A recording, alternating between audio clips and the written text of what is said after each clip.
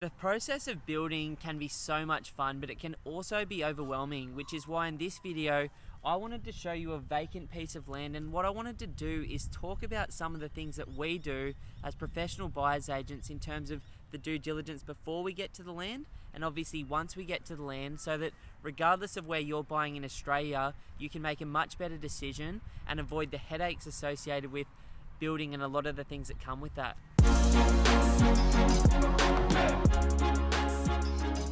Guys, I'm Ben from Pumped On Property, and today I'm with my sister and buyer's agent Crystal. Now, Crystal and I have probably bought at least 60 pieces of land and helped our clients either build really high quality single income or dual income homes.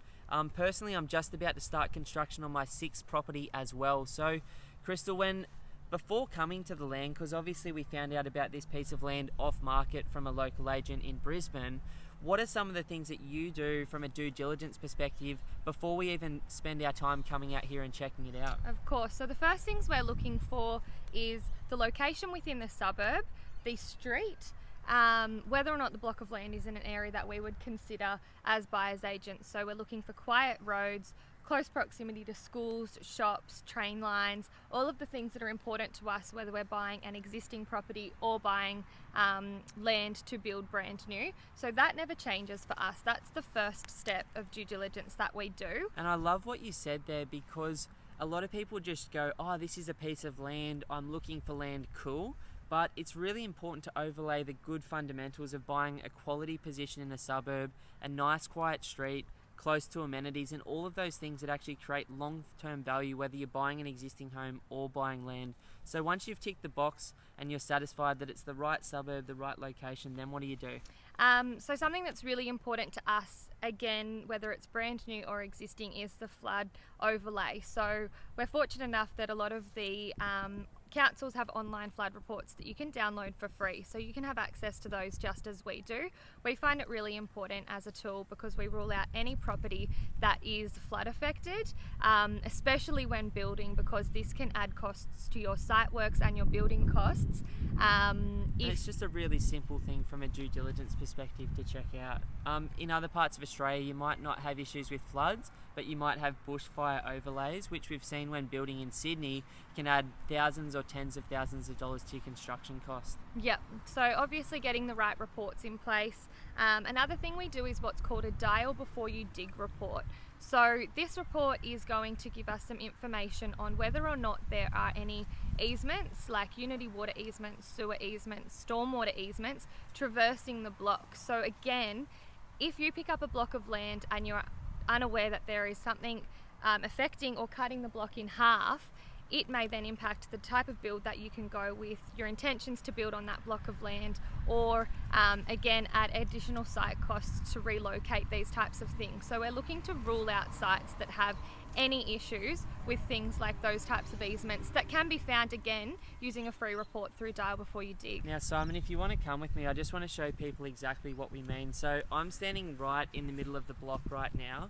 What Crystal's referring to now is, ideally we would want the easements, like the sewer lines, the water mains, to be either running directly down the side of the block, along the fence line, or directly along the backs of the blocks, so that it's not affecting the pad that you're going to build on. Because if there was a sewer line running straight down the middle here, then we'd have to bridge that sewer line, we'd have to get council permission to build over it, or we might even have to relocate it, which can all add costs. So this simple Dial Before You Dig report, which you can just Google Dial Before You Dig and put in your address, and you'll get a picture of the site with anything that's underneath the ground, so that you can start to get a bit of a perspective on the site.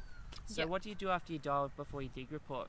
Another really important thing that we're looking at with the block of land, which comes with the location, but looking at the block from a street view perspective, we really want to rule out any blocks that are sloping, have large retaining walls, or are going to be affected by like a telegraph pole or a massive tree that are directly out the front. So these are things, again, you can do quite simply using free online tools before you make the time to drive or visit the block, so that you can rule out these things and do your own due diligence before wasting any more time. It's such a good point because, you might go, well, an ideal site is completely flat or slightly sloping back towards the street.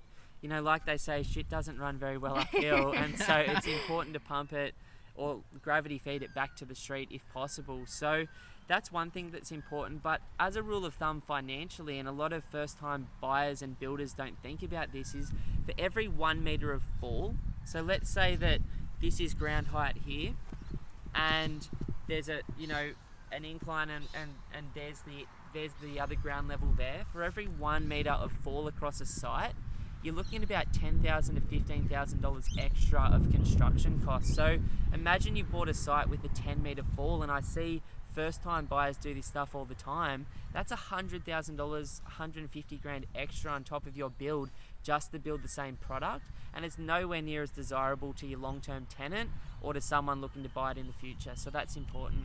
So you've ticked that box. What about these as constructed drainage plans? Are they something different to dial before you dig? Yeah, most definitely. So an as constructed drainage plan gives you an indication of where the plumbing is for the property. So if a house has been demolished, you should quite easily be able to contact the agent, the current owner, or the developer for the as constructed drainage plans. They should be available through the council or government body as well. So for example, in this North Brisbane area, Unity Water generally has as constructed drainage plans available. Otherwise, use the agent as your asset. Ask them these questions. If you don't feel confident calling council or understanding where to go for these resources, they're selling the block of land and they should be bringing these types of things to you. So you really want to make sure that the property is coming with connections. So that means that your water is connected and your sewer is already connected. Again, these add more costs, and by having these connections, you need these as constructed drainage plans to show you where they are, which is going to help your builder when time comes for construction. And it's so important to have a block that's already got the connections, because again, a lot of blocks that are sold, this is a subdivision block. If you can see, there's two 600 or 550 square metre blocks side by side. Now, maybe on this particular block, which is the one the owner's going to keep, the connections are already there. But if you pick up this site and don't ask that question, if there's connections already, it could cost you between $15,000 and $25,000 to get water and sewage reconnected, which again is a cost that you're probably not expecting, and this can blow out your budget. So I think, there's some of the things that we look at before we come to the site, and obviously we want to know what market value looks like in terms of what other piece of land have sold for, what other brand new homes are selling for, just so that we've got an idea that, yes, we can buy this at the right price or below market value. Then once we physically get to the site, it's really just a sanity check. Does the street look okay? Is the block nice and flat?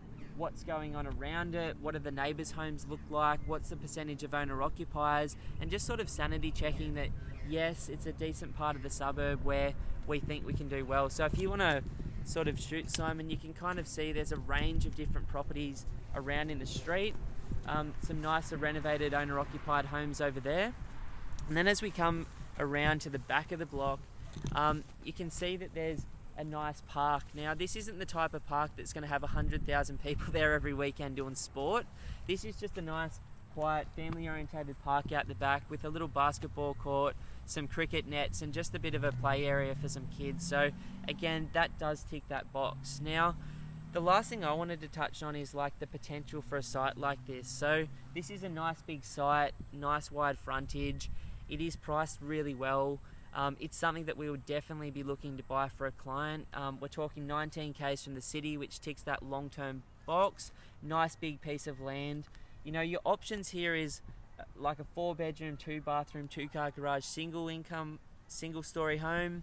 You could do a nice bigger double-story home, which wouldn't be my preference because the block's so big it would just add more costs. But what we were thinking is maybe a 3 or a 4-bedroom home that in this suburb would probably rent for, what are we saying? Anywhere from 3 to 4 bedroom is between $400 and $500 per week, depending on the quality of the fittings finishes.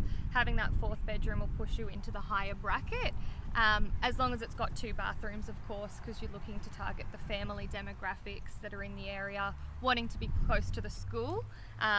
So yeah, the I guess bigger the home, good size living area, good size number of bedrooms and 2 bathrooms really helps get that more premium rent for the suburb. So let's say we do it as a 3-bedroom home, we might get 420 to 450 a week. As a 4-bedroom home, we might get 450 to 500. Yep. And then our thoughts would be to build as a dual income, so a 2-bedroom granny flat at the same time, all under one roof line. That's called a dual occupancy, and that would rent in this suburb for somewhere between $270 and $300 a week, depending on the time of the year. So what's the online price of this piece of land at the moment? So it's on the market for $329,000. And what do you reckon we could potentially buy it for? Obviously we haven't started negotiating yet.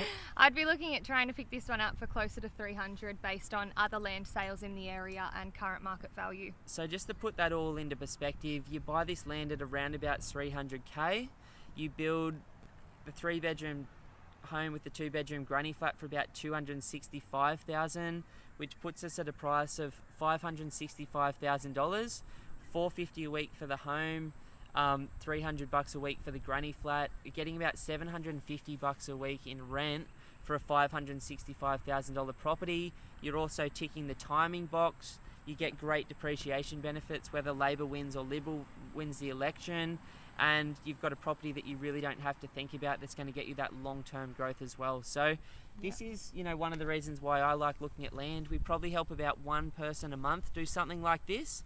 If you're interested in learning more about something like this, or you've got another piece of land somewhere in Australia that you wanted to talk about, please book a one-on-one strategy session with us over at pumpedonproperty.com. That'll be either with myself or my brother Simon, and we can really sit down and look at where you are, where you're looking to go in the future, and what's important to you moving forward. And if you like the sound of a project that does get cash flow, has the potential for long-term growth, and you're interested in timing the right market at the right time, then we'd love to hear more about your plans for the next 12 months. If you haven't already done so, please subscribe to our YouTube channel and check out our podcast, The Pumped On Property Show. But really appreciate your time today, Chris. That was awesome. Thanks so much.